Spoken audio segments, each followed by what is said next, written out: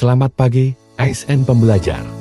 Hari ini kita akan membahas topik yang sangat penting dalam manajemen organisasi, yaitu mengelola resistensi terhadap perubahan.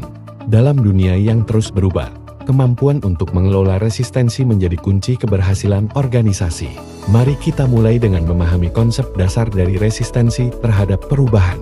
Resistensi terhadap perubahan adalah respons alami manusia terhadap situasi baru dan tidak pasti dalam konteks organisasi. Resistensi ini dapat menghambat implementasi perubahan yang diperlukan untuk kemajuan. Oleh karena itu, penting bagi kita untuk memahami dan mengelola resistensi ini agar perubahan dapat berjalan dengan lancar. Ada beberapa sumber resistensi yang perlu kita pahami. Pertama, ketidakjelasan informasi dapat menyebabkan kecemasan di kalangan karyawan.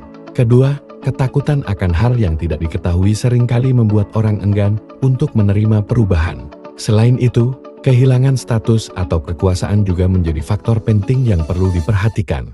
Resistensi dapat berasal dari tingkat individu, di mana ketidakjelasan informasi seringkali menciptakan kecemasan. Misalnya, ketika ada restrukturisasi tanpa informasi yang jelas, karyawan bisa merasa terancam. Ketakutan akan kehilangan pekerjaan akibat perubahan teknologi juga menjadi salah satu sumber resistensi yang signifikan. Selain dari individu, resistensi juga bisa berasal dari organisasi itu sendiri. Misalnya, organisasi yang besar dan birokratis seringkali mengalami inersia, yang membuatnya sulit untuk beradaptasi dengan perubahan. Budaya organisasi yang konservatif juga dapat menghambat inovasi dan perubahan yang diperlukan. Mengidentifikasi sumber resistensi adalah langkah awal yang penting. Salah satu cara yang efektif adalah dengan berkomunikasi langsung dengan karyawan. Melalui survei atau diskusi, kita dapat memahami kekhawatiran mereka. Selain itu, mengamati perilaku karyawan juga dapat memberikan wawasan tentang area yang mungkin mengalami resistensi. Setelah mengidentifikasi sumber resistensi, kita perlu mengembangkan strategi untuk mengelolanya. Komunikasi yang efektif sangat penting untuk memberikan informasi yang jelas. Selain itu, melibatkan karyawan dalam proses perubahan dapat meningkatkan rasa memiliki dan penerimaan. Pelatihan juga membantu karyawan beradaptasi dengan perubahan yang terjadi. Pendekatan komunikasi dan edukasi sangat penting dalam mengelola resistensi. Dengan memberikan informasi yang jelas dan akurat, kita dapat mengurangi ketidakpastian. Pelatihan yang tepat juga membantu karyawan memahami perubahan dan bagaimana mereka dapat berkontribusi dalam proses tersebut. Melibatkan karyawan dalam proses perencanaan dan implementasi perubahan dapat meningkatkan pemahaman dan dukungan mereka. Dengan memberikan kesempatan bagi mereka untuk memberikan masukan, kita menciptakan lingkungan yang inklusif dan kolaboratif yang pada gilirannya dapat mengurangi resistensi. Pendekatan negosiasi juga dapat menjadi strategi yang efektif. Dengan bernegosiasi dengan pihak-pihak yang resisten, kita dapat menemukan solusi yang saling menguntungkan. Memberikan insentif atau kompensasi juga dapat memotivasi karyawan untuk mendukung perubahan yang diusulkan. Memberikan dukungan yang memadai kepada karyawan selama proses perubahan sangat penting. Hal ini dapat mencakup coaching, mentoring, atau bahkan dukungan psikologis. Dengan menyediakan sumber daya yang diperlukan, kita membantu karyawan untuk beradaptasi dengan lebih baik. Meskipun pendekatan ini perlu dipertimbangkan dengan hati-hati, manipulasi dan kooptasi dapat menjadi strategi yang digunakan dalam situasi tertentu. Namun, kita harus ingat bahwa strategi ini bisa merusak kepercayaan jika tidak dilakukan dengan transparan. Oleh karena itu, penting untuk menggunakan pendekatan ini secara bijaksana. Sebagai upaya terakhir, paksaan dapat digunakan untuk memastikan perubahan diterima. Namun, strategi ini harus dihindar jika memungkinkan, karena dapat menciptakan ketidakpuasan di antara karyawan.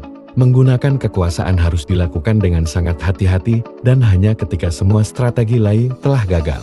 Pemilihan strategi yang tepat bergantung pada beberapa faktor, seperti tingkat resistensi yang dihadapi, sumber resistensi, serta waktu dan sumber daya yang tersedia. Memahami konteks ini akan membantu kita dalam menentukan pendekatan yang paling efektif untuk diterapkan. Dalam banyak kasus, menggabungkan beberapa strategi akan lebih efektif daripada hanya menggunakan satu strategi. Misalnya, komunikasi yang efektif dapat dikombinasikan dengan pelatihan untuk memberikan dukungan yang lebih komprehensif bagi karyawan. Hal ini menciptakan pendekatan yang lebih holistik dalam mengelola resistensi. Perubahan seringkali memicu emosi seperti rasa takut dan cemas. Oleh karena itu, penting bagi kita untuk mengelola perasaan ini dengan cara yang efektif, dengan mendengarkan kekhawatiran karyawan dan memberikan informasi yang jelas. Kita dapat membantu mereka merasa lebih nyaman dengan perubahan yang terjadi. Ada beberapa cara untuk mengelola perasaan takut dan cemas. Pertama, mendengarkan dan memahami kekhawatiran karyawan adalah langkah awal yang penting. Kedua, memberikan informasi yang jelas tentang perubahan dapat mengurangi ketidakpastian. Ketiga, membantu karyawan untuk beradaptasi dengan situasi baru sangat penting untuk menciptakan rasa aman. Membangun kepercayaan antara manajemen dan karyawan adalah kunci dalam mengelola perubahan. Dengan bersikap transparan dan menepati janji yang telah dibuat, kita dapat menciptakan lingkungan yang mendukung. Kepercayaan ini akan membantu meminimalkan resistensi dan menciptakan kolaborasi yang lebih baik. Sebagai kesimpulan, mengelola resistensi terhadap perubahan adalah langkah penting dalam memastikan keberhasilan implementasi perubahan. Dengan menerapkan strategi yang tepat dan membangun lingkungan yang suportif, kita dapat membantu karyawan beradaptasi dengan lebih baik. Mari kita terus belajar dan berkembang bersama dalam menghadapi perubahan. Terima kasih atas perhatian ASN Pembelajar. Saya berharap materi yang telah kita bahas hari ini dapat memberikan wawasan baru dalam mengelola resistensi terhadap perubahan. Dengan struktur presentasi ini, diharapkan audiens dapat memahami dan mengaplikasikan konsep-konsep yang telah dibahas tentang mengelola resistensi terhadap perubahan dalam konteks organisasi.